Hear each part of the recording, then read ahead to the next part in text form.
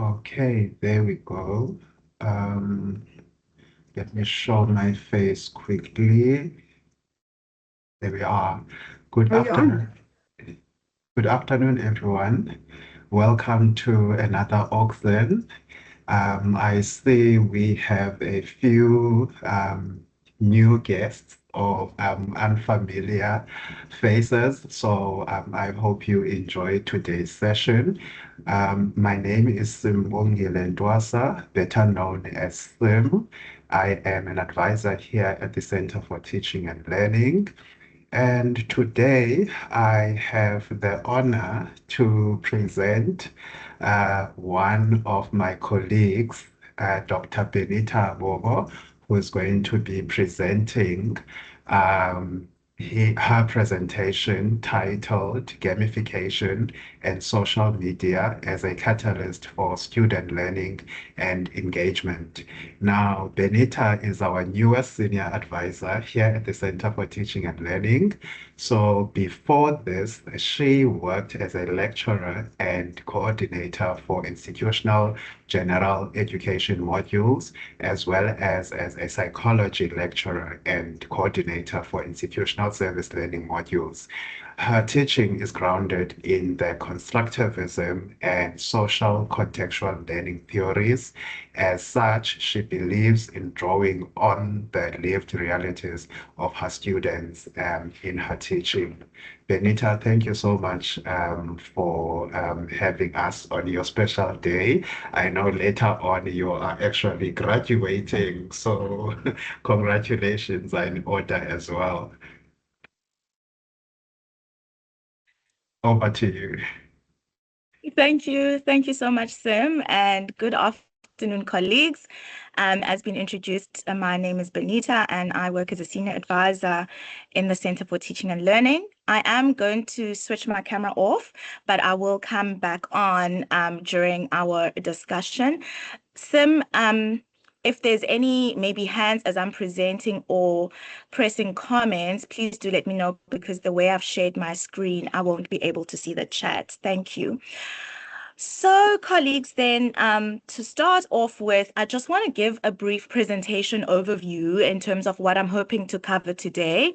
First, I'm going to reflect on who I am as a teacher and why it is I teach the way that I teach. And I think it's important just to contextualize that a little bit so you have a little bit of understanding of my teaching philosophy. And then I'm going to spend some time defining some key terms. The presentation title talks about gamification. It talks about social media in higher education. What does this actually mean? I'm going to provide a little bit of theory to ground the activities of gamification and social media in theories about education and how students learn.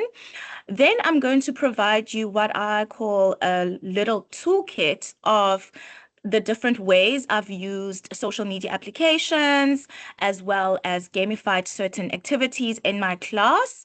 And then we'll just end off with reflection and discussion.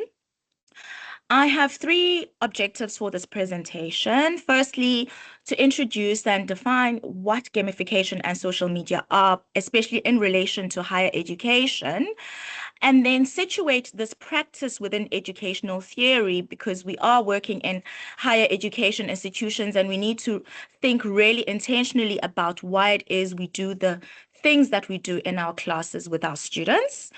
And then, as I said, demonstrate practical strategies and tools.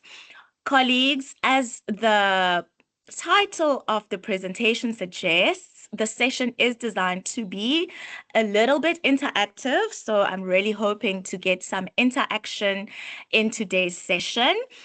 Starting off with our very first poll, where I am asking colleagues about their confidence in using gamification and or social media as educational tools.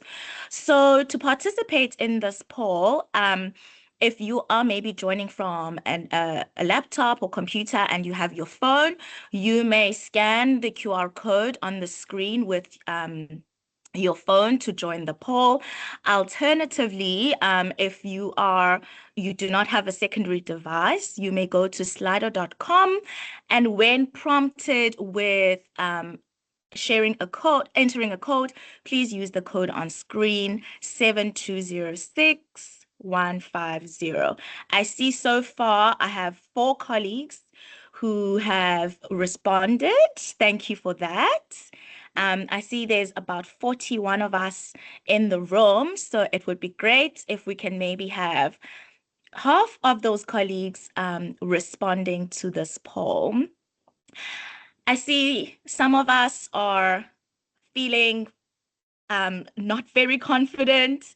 Some are feeling somewhat confident, and others are feeling quite good about it. Okay. Let's see, maybe at the end of the session, this graph will change a little bit. You may keep voting, colleagues, but I'm just going to progress to this slide. So as I said, context matters, and it's important for you to understand why it is I teach the way that I teach. So just to give a bit of background, as Sim had spoken about in the introduction, I have a psychology background, and therefore my teaching is largely influenced by constructivism and social contextual learning. Both of these theories emphasize active knowledge construction and the role of social environments in learning.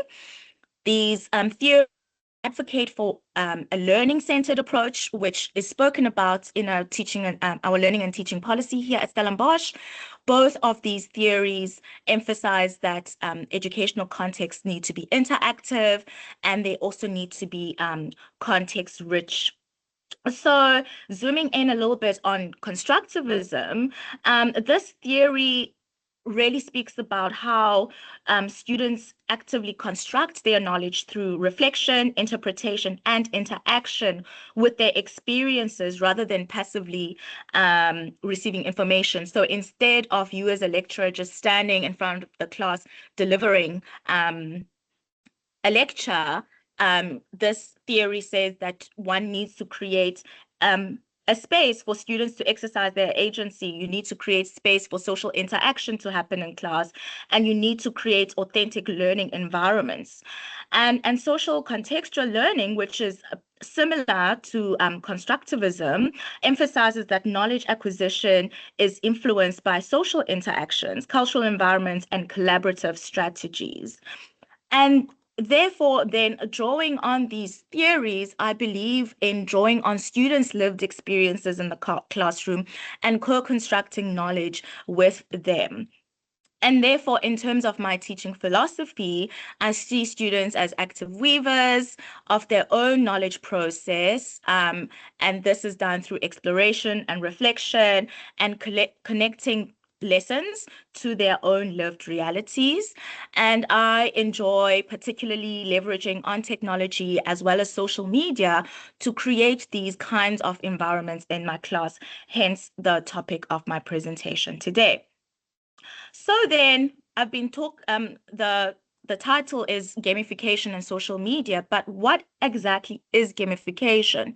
So basically gamification is using elements of video games for non-game applications. So for example, embedding certain elements on Sunlearn could be seen as a form of gamification. Also using game elements such as a badging system, points, having leaderboards, challenges, etc., in a non-game context, such as the TLA context. And the whole aim of doing this, is to increase student engagement and motivation towards the learning, encouraging active participation in your classroom. I found this particularly useful because I taught large classes with the maximum being about 600 in one particular class. And I found that using this in a large class is a great strategy because you get to motivate your students who may struggle to maintain attention in such a large class and may struggle to participate in such a large class. And also just integrating these game elements in the learning process could create an interactive class where there's a community-driven learning experience. And this may include one of two things. Firstly, engaging students in team-based challenges. So putting students in teams so that they can collaborate together. And this fosters a sense of community, particularly in a large class where students might feel quite anonymous. And incentivizing this group work might also promote not just accountability within the group, but also collaboration. And then secondly, using interactive digital tools, platforms such as Slido that we just used just now, Kahoot, which I'll show you later, etc., to deliver gamified quizzes in class to large group of students, also provides them with instant feedback and may keep them actively involved. So if I link this to self-determination theory, which I'm going to speak in a little bit, um, self-determination theory speaks about motivation, but in particular, I link this to extrinsic motivation, which that if um, students will most likely engage in activities as a result of those external rewards that come with them. So engaging in gamified activities of their learning, for example, being part of a leaderboard, might increase that engagement. Social media then encompasses a range of internet-based tools and platforms that are designed to collaborate, to share information, to build community. And social media platforms are not exclusive to social networking sites, but includes those as well. And when one uses these thoughtfully, they can be a transformative tool for student learning and engagement. And another nice thing there is that students may then increase their digital skills through being engaged in some of these platforms. So some users using it to share resources and to collaborate. So you can use certain platforms such as the Padlet, for example, which I'll introduce to you later in the presentation, to share resources, to make information accessible and learning accessible to students in a flexible way. You can build online community by creating virtual spaces for collaboration and ongoing discussion, ensuring that the learning is extended beyond the classroom. And then thirdly, you may also enhance engagement through multimedia. So exposing students to different forms of engagement and multimedia engagement, such as videos, digital storytelling, visual essays, etc., also caters to students' different learning abilities. And I'll talk to you a bit later about that. So I want to, in terms of social media, zoom in on the TikTok of it all. And I zoom in on this particular platform because this is a social media platform that I found to be most useful for my students because that's one of the platforms they're most active on. And yeah, so two main things that I took out of using this platform is that for myself as a lecturer, I can produce short, engaging videos where I can make complex ideas be more accessible to students and be more digestible. And the nice thing is that these short videos are available to students at any time for them if they want to maybe review something. And then the students themselves can create content, um, which then they can use to demonstrate their own understanding, to explain concepts, etc. And it encourages students to be creative, to think out of the box, to apply their learning in a meaningful way. But very important, if you are going to use a social media platform like TikTok or any other platform, remember privacy settings, remember data protection, etc. So then how where does all of this fit in theory? So theory that I draw on largely is a self-determination theory coined by Ryan and Deci. And this is a psychological framework that is used to explain human behavior, motivation, and well-being. And basically, the basic tenets are that if students' basic psychological needs, and there are three of them that I'll speak to just now, autonomy, competence, and relatedness, if students needs are satisfied, they are likely then to develop intrinsic motivation, which may lead to deeper engagement and better academic outcomes. So firstly, autonomy, students feeling in control of their actions, in control of their decisions, feeling like they have a choice or control over their own learning may lead to intrinsic motivation. And as facilitators, we can have teaching strategies that are autonomy supportive, which links their higher engagement, which may translate to academic achievement. So offering students a choice in how they complete their tasks, enhancing their sense of control and ownership of their own education. The second need, competence, students feeling effective, feeling that they are capable, feeling that they're effective in their own learning, which then may motivate them to continuously engage.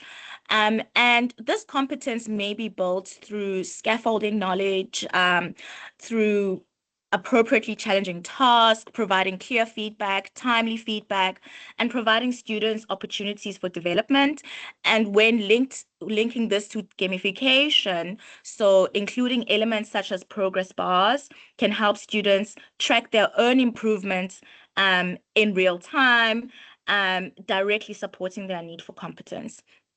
And then lastly, relatedness, where students feel connected to others, particularly in large classes, and experience a sense of belonging, leads to developing intrinsic motivation. So having positive relationships between the lecturer student relationships creates the sense of belonging.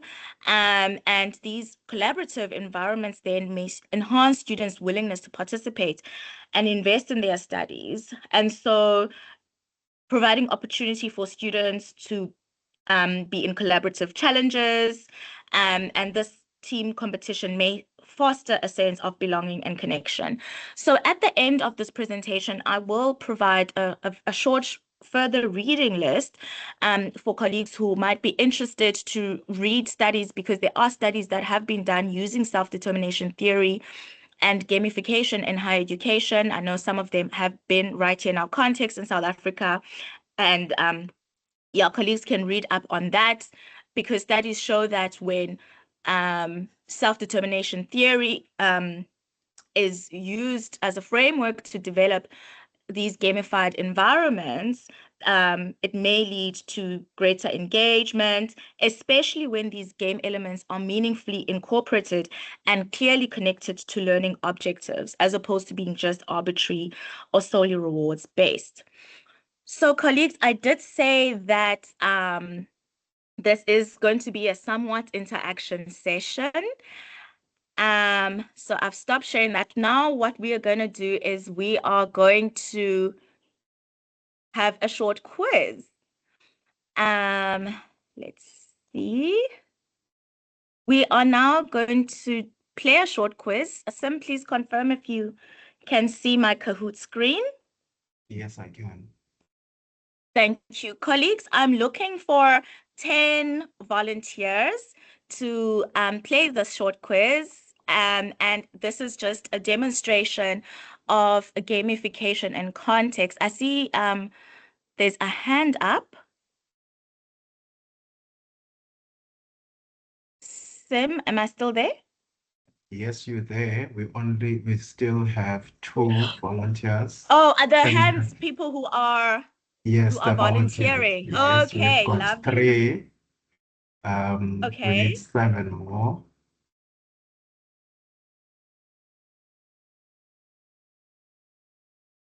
There we Okay, go, great. Dr. Mule. Perfect. In the meantime, I'm just going to share. So how to join this is that if you have the app, you can go on the app. If you don't have the app, you can go to www.kahoot.it. You will be prompted for a game pin, and please enter the game pin that is displayed on the screen, or alternatively, you may scan the QR code.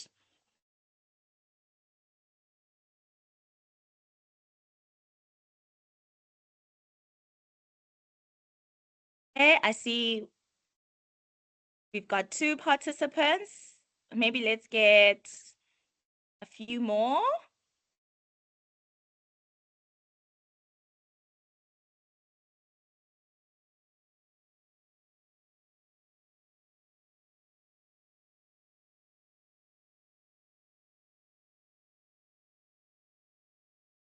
I'm just gonna wait maybe 30 more seconds to see if 2 more people join, and then we'll start.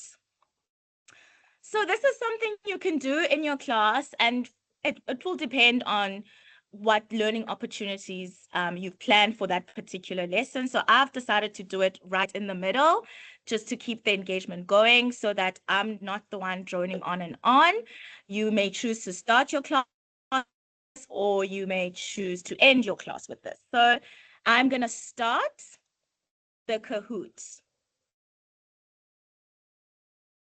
So you will see a question come up on screen, and then you will have 20 seconds to choose the correct answer.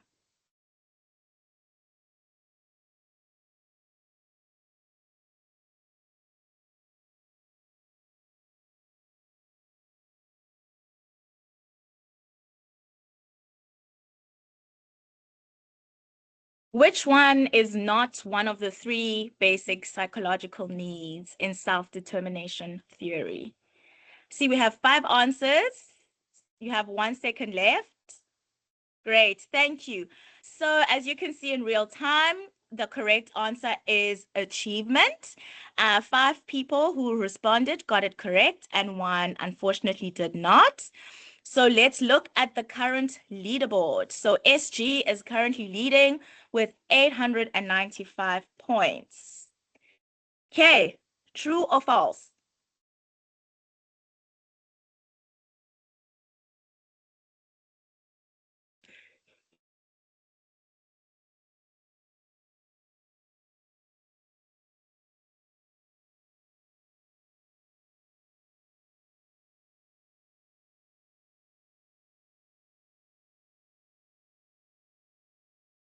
Okay, all 10 participants got it correct. The correct answer is true. Let's look at the leaderboard. SG still leading with 1,828 points. Okay. And I see Gbot, you see that arrow there? It shows that Gbot has moved further up in the leaderboard, and they're now 3rd overall. Okay, 3rd question. Define gamification in the educational context.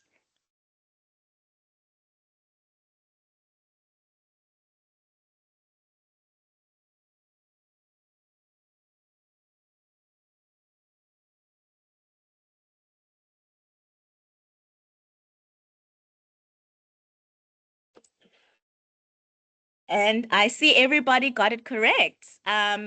The correct answer is using game elements to enhance engagement and learning.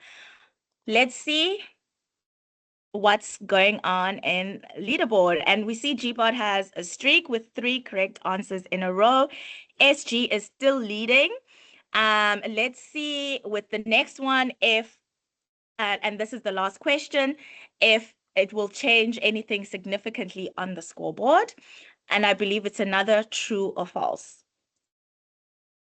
True or false? TikTok may be used to create student-centered content. You should have warned us with the nicknames. Okay, and I see everybody got it correct. The correct answer is true. So now we want to see who is on the podium. Sam, congratulations. You 3rd overall. Gbot, you've moved to number 2. Congratulations. And the highest score goes to SG. Congratulations, SG, and congratulations to our runners up, Sim and Claudia. Thank you for participating in that, colleagues.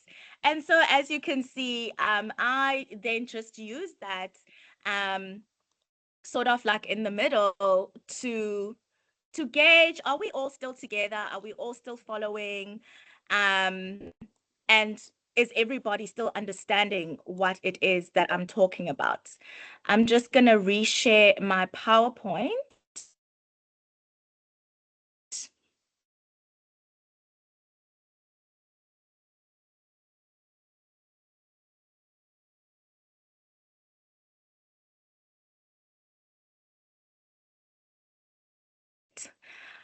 Okay, so I just quickly want to introduce you to what I call a toolkit of some of the platforms that I've used and how I've used them or why I've used them.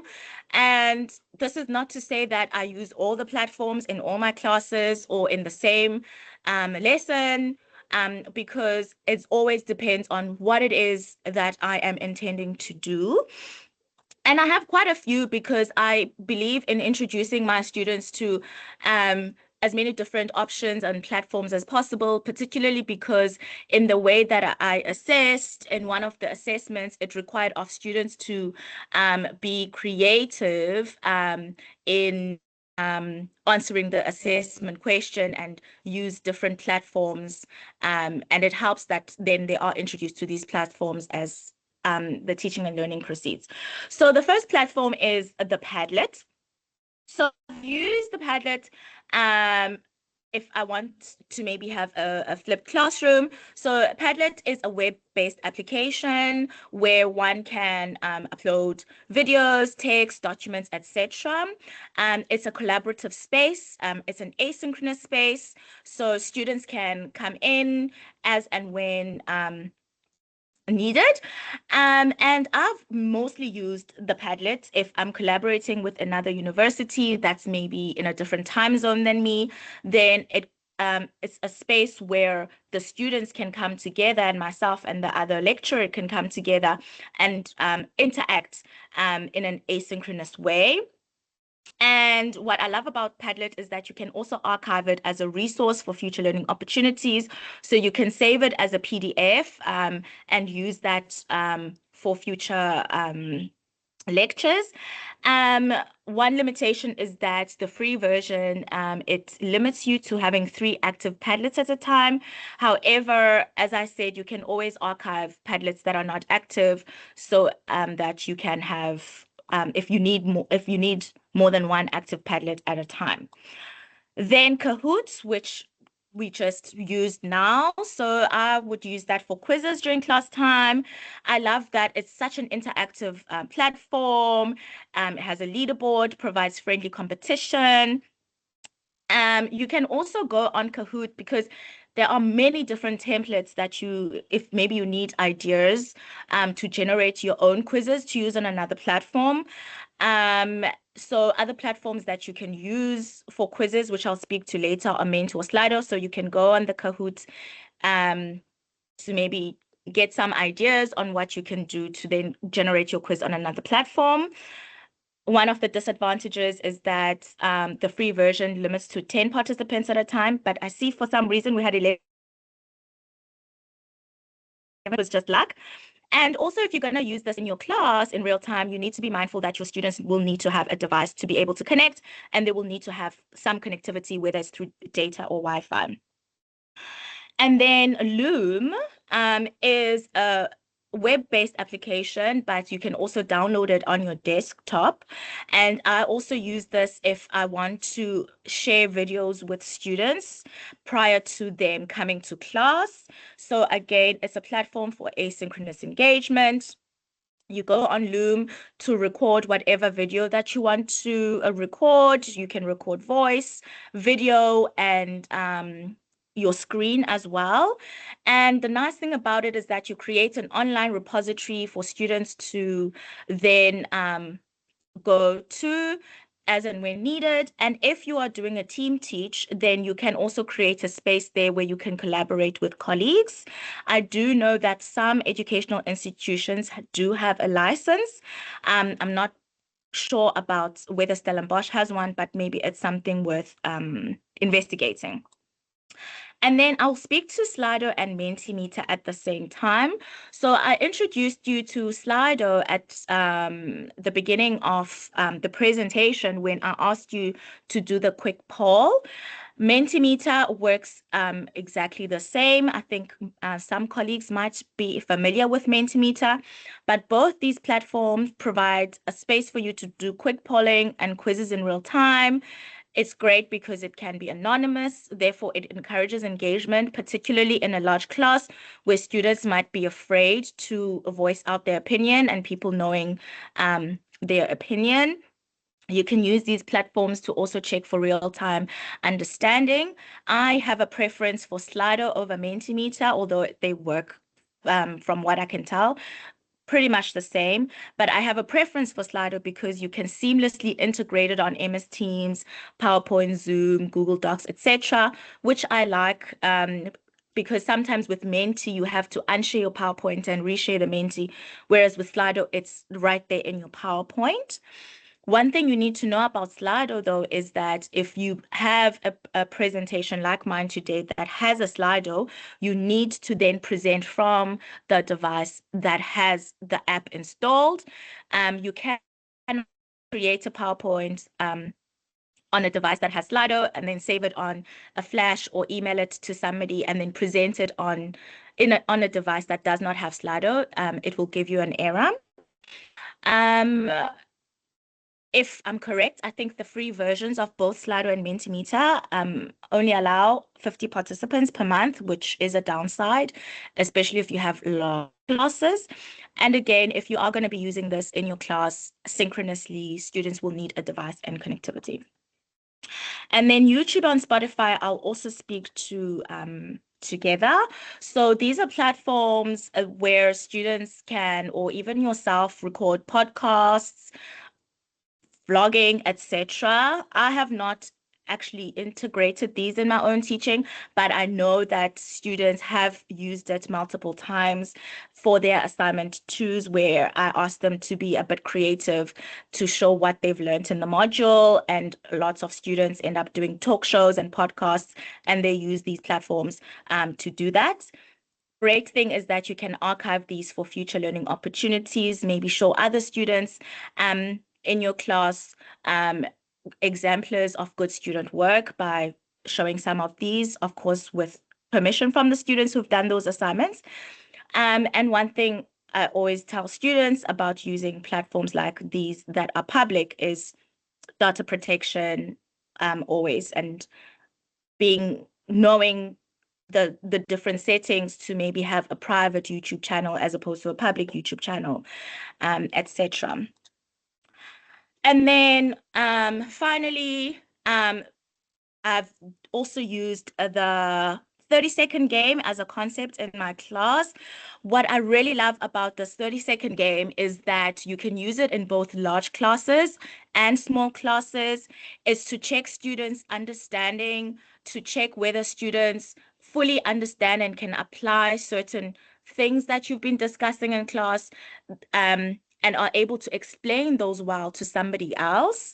And basically, the basic tenets of this is that you put students in small groups, maybe not more than 5 or 6 in a group, and you provide students with cards, and each card can have a threshold concept that maybe you've been teaching on, and students then you have one of two options.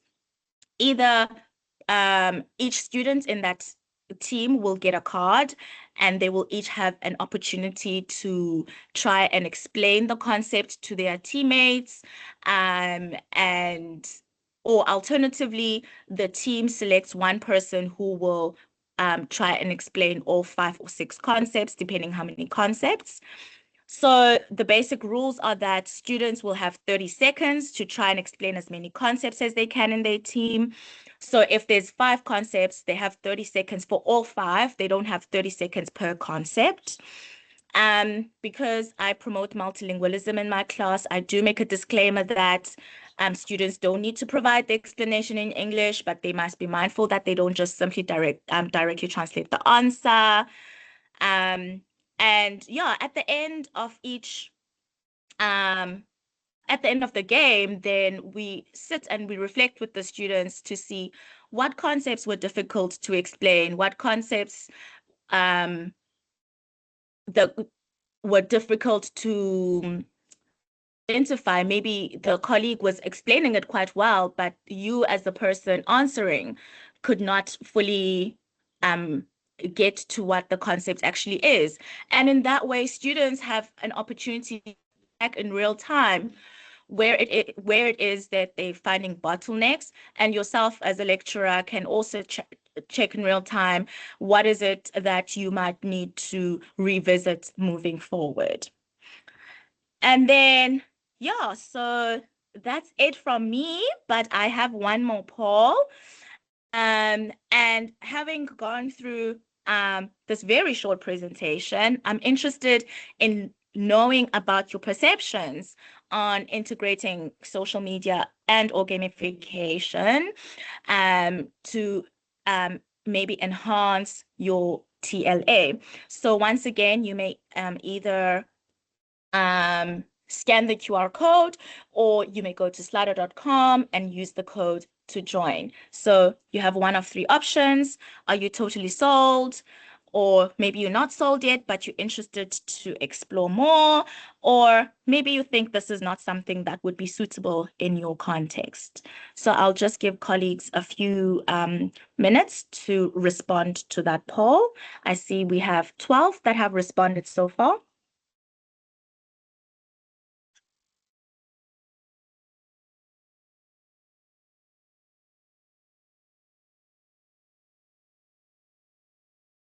Okay, I see majority colleagues are sold. Um, some colleagues are not yet sold, but they're interested to explore the opportunity. And I see some colleagues have voted saying maybe that this might not work in their context, and that's also totally okay because different learning opportunities might work well in certain settings and not in some others. Thank you, colleagues, for those who voted. I think I just have one more slide on reflections. Um, Firstly, when you design these learning opportunities that are gamified or integrating social media, just as you would think about meaningfully when you design any other learning opportunity, is just to be mindful of students' learning abilities, because as we know, we have a diverse range of students. Also consider students' digital literacies, because many of these platforms are digital based, and therefore just sometimes just it's important to collaborate with colleagues who can support you in thinking about this more meaningfully. Um, Doing work like this does require an investment from you as the lecturer. You need time to really think meaningfully about how to integrate this in a way that is not just seen as an add-on or something that's fun to do without it being actually really meaningful for the learning. If you want to use different technologies, maybe you also need to spend some time familiarizing yourself with those different technologies. And sometimes it's just a little time to invest in the beginning, and based on what you see working and not working in your context, then you can adapt and reuse as needed. Oftentimes, this is sometimes a trial and error. You prepare and you think this is the best lecture ever, and it doesn't go according as planned. That's a learning opportunity. Be willing to pivot, learn, get feedback from the students, because that's always important to see why did this particular learning activity or opportunity not work in this context. And then lastly, and this is very much to myself as well, be careful not to go down the rabbit hole and unintentionally overdo things, because sometimes you might find that, oh, this worked really well in this class, and then you end up maybe overdoing it, and then it ends up unintentionally undoing the very same thing that you were doing. So that's just something to be mindful of. And as indicated, there is some further reading there. I'm sure Sim will share the slides. And thank you very much, colleagues. Wow, thank you, Benita. Thank you so much for keeping, myself so encouraged and motivated to listen to your presentation, and involving us, increasing our learning in terms of what you were presenting. I have learned so much, and I think one key take our colleagues can take from it is, the meaningful learning opportunities that you create for learning. So I'm quickly going to, if you can go to the chats, I know a couple of people who commented there. Um, but the first one, I thought I saw Nosipo. If would you like to unmute yourself? Are you still here? If you could unmute yourself and perhaps ask your question, you can go ahead.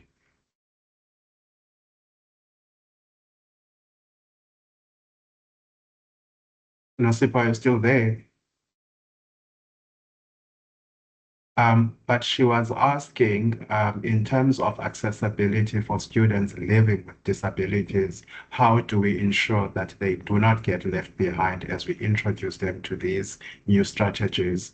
And then she gave an example. If you want to run a Kahoot in class and one of your students who is visually impaired wants to participate, how would you accommodate that special need so they do not feel excluded. So she did say that she's currently trying to explore ways of ensuring inclusivity when using gamification in class.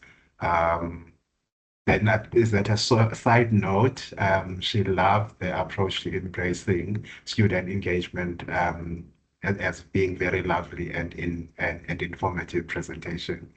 Do you want to quickly respond to that? I thought it was very important. Not that the other So, questions were not, colleagues. yeah, thanks, and thanks, Nosipa, for that question and comment. I think there's when working or when collaborating with students who are differently abled, I don't believe that there's one blanket approach.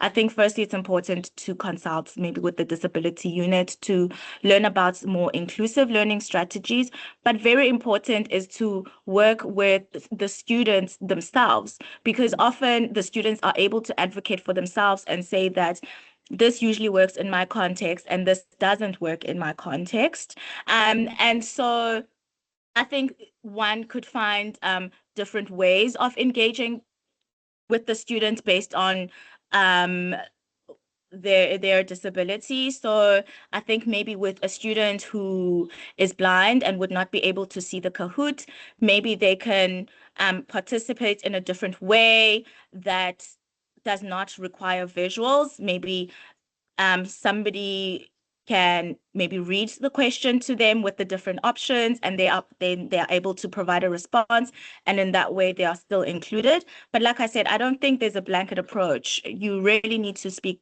with the students to understand what it is that works for them and collaborate with the disability unit to find out what are different ways of being inclusive in your class. I hope I've responded to that question. Yeah. Right, thank you. And then Dr. Majombos, they also asked about if you can elaborate on data safety and what you mean. Yeah, so I think in terms of data safety, I mean in terms of particularly using social media platforms, like TikTok, like Spotify, like YouTube, you really need to have a conversation with the students to say, do you really want to put yourself out there for the whole world to see in that way?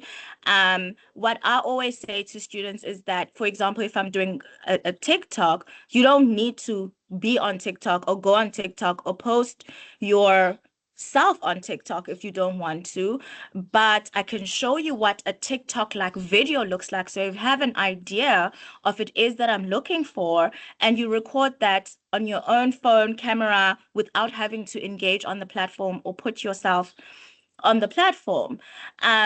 Some students prefer it because they already have a social media presence, but I think it's very important to not for students to be on these platforms because that can be quite uncomfortable.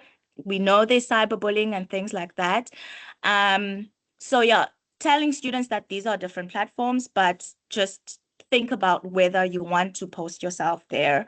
And it's not a requirement. Yeah. Okay, thank you.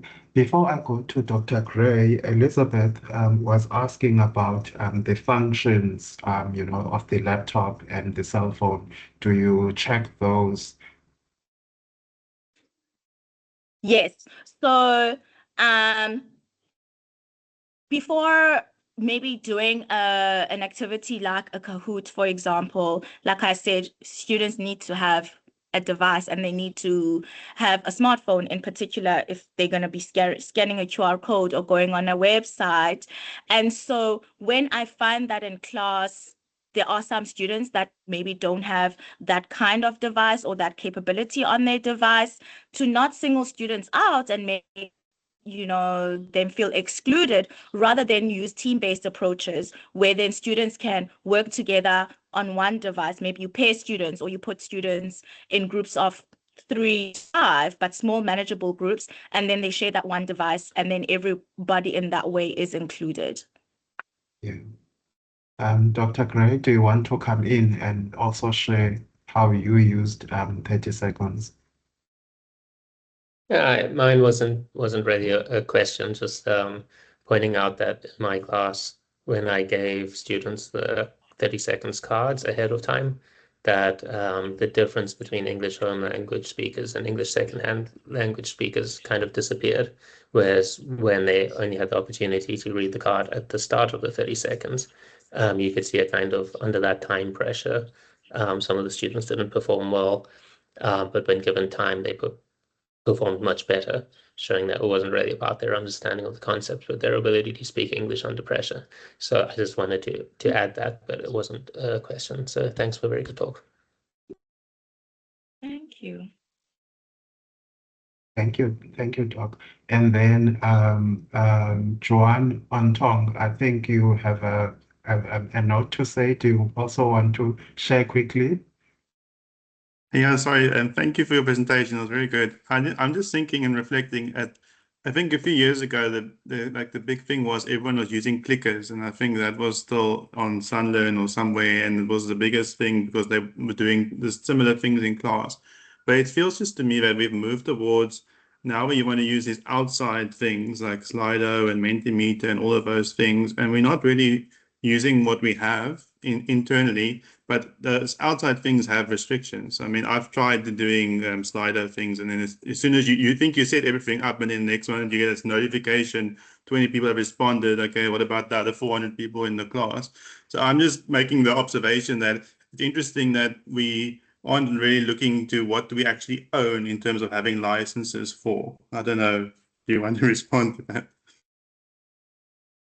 Sure, I'm happy to respond to that. Just to give a disclaimer, as Sim said, I am quite new in the university, and this presentation and what I was introducing you to is based on what I was using at my previous institution. And this is not to say that, colleagues must abandon the platforms that are available at Stellenbosch. I think it's important to make use of those platforms, particularly because they are then also more accessible to you as the lecturer and accessible to the students, because a lot of these platforms that I was talking about, some of them you need a subscription, and sometimes that subscription can be quite heavy. So this is not to say let's move away from what's already there, but it's just to let you know what else is there in terms of Yeah. other platforms and opportunities. Yeah. And I think this is a conversation that came up in our previous AI auctions, where I think one of our discussions or suggestions was we also start having faculty conversations to see which other tools are popular within the faculty, and perhaps have those conversations in terms of purchasing those that the faculty uses mostly. All right, colleagues, thank you so much for engaging our speaker. and for participating. Benita, thank you so much for such an insightful presentation. Everyone, we are nearly running out of time. I will see you in July. We will not have an Auxin session in June. So thank you so much, and I will only see you in July. Bye, everyone.